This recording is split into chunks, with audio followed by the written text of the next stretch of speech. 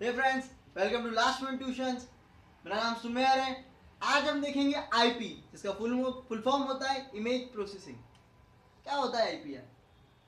Image processing समझने के पहले आपको ये समझना पड़ेगा कि भाई इमेज क्या होती है। तो आप बोलेंगे इमेज क्या होती है? फोटो नहीं। इमेज दो टाइप की होती है। एक होती है एनालाइज, दूसरी होती है डिजिटल। एनालाइज इमेज वो इमेज होती है जो हम नेगेटिव फिल्म से लेते हैं, और डिजिटल होती है कलेक्शंस ऑफ पिक्सल्स। अभी हम एनालॉग पे नहीं जाने वाले क्योंकि एग्जाम में नहीं आती, हम पूरा फोकस करेंगे डिजिटल इमेज पे। तो चलो देखते हैं डिजिटल इमेज क्या होती है। जैसे मैंने कहा, digital image is a collection of pixels. ये आपके समझो टीवी स्क्रीन है, उसमें एक छोटे छोटे पॉइंट्स रहते, पता है आपको? डॉट डॉट रहता है ना उसके अंदर। उनका गौर से देखोगे तो आपके रहेगा कलर वाले।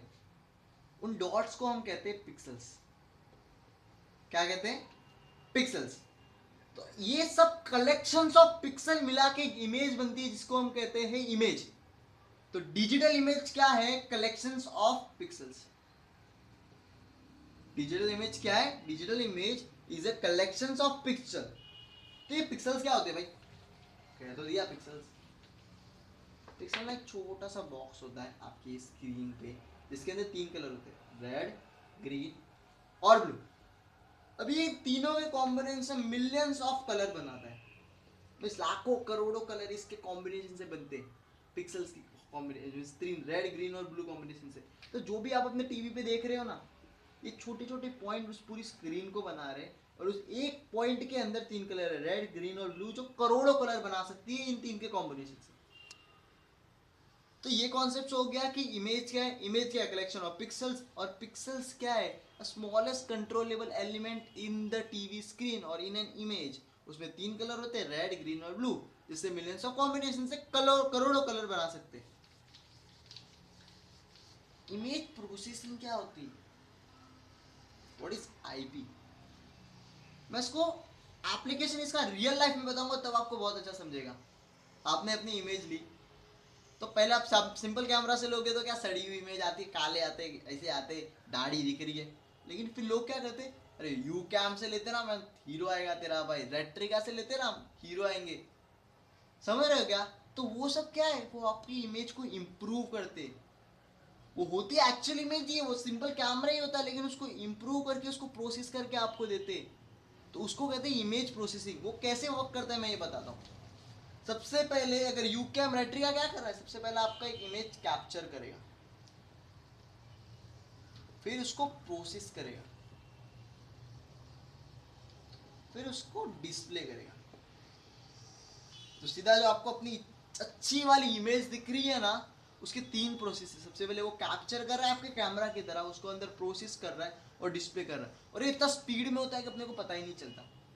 तो ये प्रोसेसिंग जो होती है, प्रोसेसिंग यानी इंप्रूवमेंट। हम इमेज प्रोसेसिंग क्यों करते हैं? दो तीन चीजों के लिए। पहली चीज तो हम इमेज को इंप्रूव करने के लिए इमेज प्रोसेसिंग करते हैं।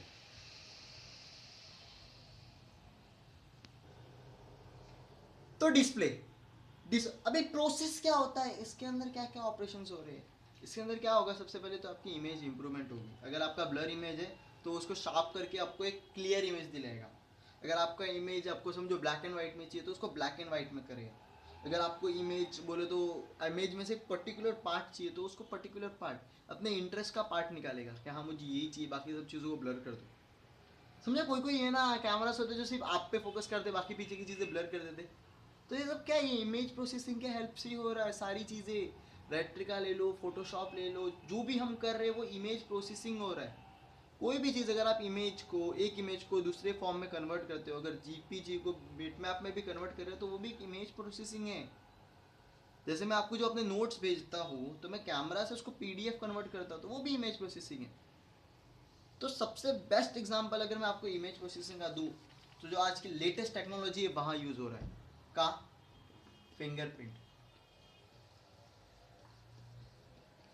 फिंगरप्रिंट स्कैनर अभी एप्पल हो या फिर वो सैमसंग हो या कोई भी लेटेस्ट फ़ोन हो, उसके हर फ़ोन में एक फिंगरप्रिंट तो है।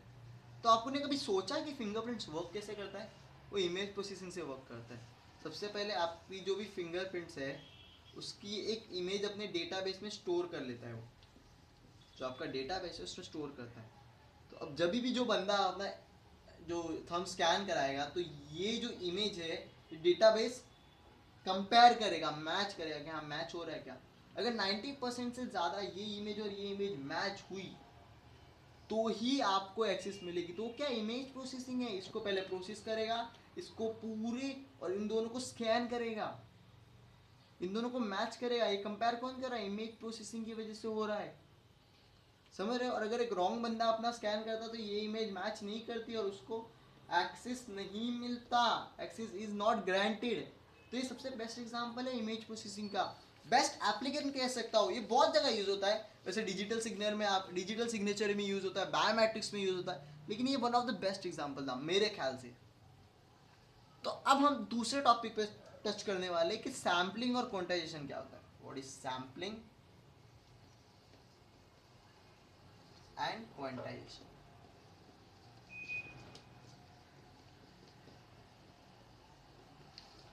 ठीक है, तो सैम्पलिंग सबसे पहले देखते हैं, सैम्पलिंग और क्वांटाइजेशन क्या होता है। तो सबसे पहले ये चीज आप देख के हमेशा डरते रहोगे कि यार ये हो क्या रहा है। इसके सबसे मेन ट्रिक क्या है पता है, हमको लग रहा है कि ये पूरी इमेज स्कैन हो रही है, पर ऐसा कुछ है ही नहीं। इसके अंदर एक लाइन है ए बी करके जो स्कैन हो रही है। तो सैम्पलिंग का सबसे पहली स्टेप क्या है, स्कैनिंग। तो ये लाइन है ना, देखोगे सबसे पहले तो आप वाइट पोर्शन में, तो उसकी इंटेंसिटी होती है हाई, फिर अचानक से ब्लैक पोर्शन आ जाता है तो ये फिर से लो हो जाती है। जैसे बीच में जो धीरे धीरे वाइट आ रहा है ना, तो ये इसलिए धीरे धीरे ऊपर जाती रहती है, इधर तक आई, फिर वापस ब्लैक हो गया, अचानक से ये मिस धीरे धीरे ब्लैक हो गई, फिर अचानक से वाइट आ गया तो सीधी वाइट चली गई, समझ गए। तो ये एक लाइन को हम स्कैन कर रहे, पूरी इमेज को नहीं कर रहे। तो सबसे पहले मैंने स्कैनिंग किया, तो सबसे पहला स्टेप क्या था, स्कैनिंग। अभी थर्ड स्टेप है अपना सैम्पलिंग। सैम्पलिंग क्या होता है, जब हमने स्कैन किया ना, इसको छोटे छोटे इक्वल पार्ट में आप डिवाइड कर दो। तो मैंने छोटे छोटे बॉक्स में उनको डिवाइड कर दिया।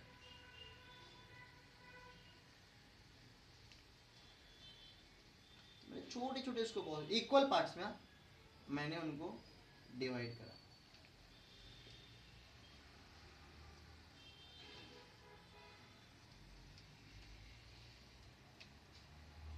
तो ये हो गया सैम्पलिंग। सैम्पलिंग मींस जो भी आपने उसको स्कैन किया उसको छोटे छोटे इक्वल पार्ट में डिवाइड करो।